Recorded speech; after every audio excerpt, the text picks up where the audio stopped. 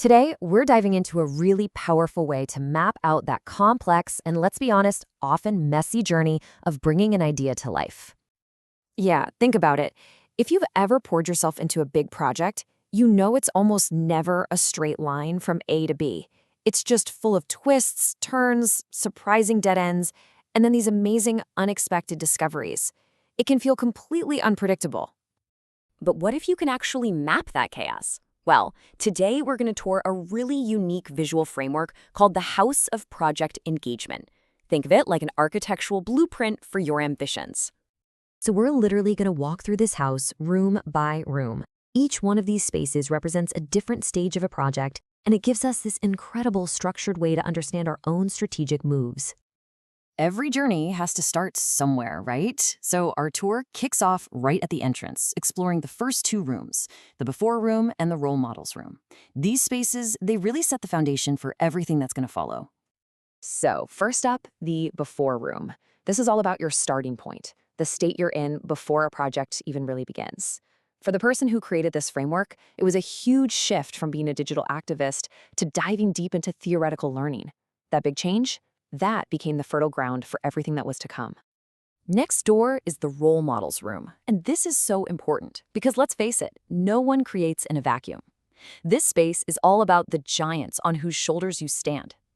For the creator, one role model connected a super complex theory to a practical field he already understood. For another project, it was pioneering psychologists.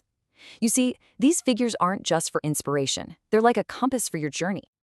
So just take a second and think about it. Who's in your role model's room? Whose work gives you that sense of direction, that spark of discovery? Just acknowledging them is an incredibly powerful first strategic move. Okay, we've covered our starting point. Let's move deeper into the house now, into the workshop. This is where the real building happens, where all those abstract thoughts start to become real, tangible things. Now, this central part of the house has three absolutely critical rooms: the ideas room, the possible project room, and the actual project room. This sequence shows the natural and sometimes messy evolution of creative work. The ideas room is where that little spark happens. It's not a full-blown plan, not yet. It's just that one crucial insight. For the author, a key idea was realizing that after years of just reading theories, he had to take, as he put it, one more step.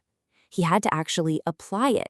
He had to move from just passively learning to actively doing. And that brings us to the possible project room. Honestly, this might be one of the most important spaces in the entire house, because this is the sandbox. It's where you get to try things out, where you experiment, and, this is key, where it is totally okay to fail. This room creates that psychological safety you need for real innovation. It's the essential bridge from thought to action. And finally, the actual project room. This is for the finished, successful work that almost always emerges from the lessons learned back in the possible room. After one of his experiments didn't quite pan out, the creator pivoted to a whole new field and ended up writing his book, Curativity. That became an actual project, a fully realized outcome that probably wouldn't have existed without all that prior exploration. But great work doesn't just happen in a private workshop. It needs to connect with the world. So our tour now moves to the social spaces of the house. This whole section shows how our ideas are shaped by other people. We're going to visit two rooms here: meet with others and the public square. These are the spaces for conversation, for collaboration, and for community. So how does this actually work? Well, meeting with others can be as simple as discovering a key thinker just by reading another expert's blog. The public square could be a place like LinkedIn where just observing professional discussions sparks a whole new framework in your mind. And then over time, you realize your projects aren't just isolated events. They start to form a network of projects, with each one informing the next. All right, after all the work and all the socializing, every project eventually comes to an end. But an end is almost always a new beginning. So let's head toward the exit of the house and see how we can reflect and plan for what's next. The after room. It isn't just about looking back. It's an active space. It's for reflection that directly links the lessons from your last project to your future ambitions. This is where you strategically decide your next move. And this brings us to a fantastic concept, the gap project. This is a short, really focused project you run in the gap between two big ones. It is a deliberate strategy to turn all that reflection from the after room into your next concrete idea. It's not downtime, it's strategic uptime. Let's look at a real example so you can see it in action. This timeline here shows a GAP project from October 2022, and it's sandwiched right between a long-term knowledge curation project and the start of a new creative life theory project. That short burst of activity was all about taking past experiences to generate a brand new framework and a plan for the future. Now, all this talk of projects and strategy, it raises a really fundamental question. In the middle of all this doing, how do we maintain our sense of who we are? How do we create things sustainably without burning out? Well, the source material offers this beautifully simple model for this exact problem. It frames freedom as a kind of equation. Supply minus demand equals freedom. And it's all about finding that perfect balance between your internal world and your external contributions. Okay, let's break that down. Your supply side, that's all about being. It's about maintaining your internal equilibrium, your personal order.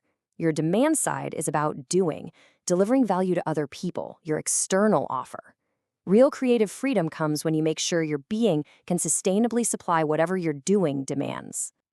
So, we have toured the entire house, from the entrance to the exit, from the private workshop to the public square. The real question now is, how do you use this map for your own journey? Here it is. This is your toolkit, the key takeaways from our tour. First, start thinking of your journey in terms of these rooms to get some clarity. Second, embrace possible projects as fun, low-stakes experiments. Third, look for those powerful strategic insights in the gaps between your big efforts. And finally, always balance your being with your doing. This framework isn't just some abstract theory. It's a practical map for action. It gives you the power to see your journey not as chaos, but as a series of deliberate, strategic moves. So I'll just leave you with this question. Looking at your own work, what's the very first strategic move you're going to map?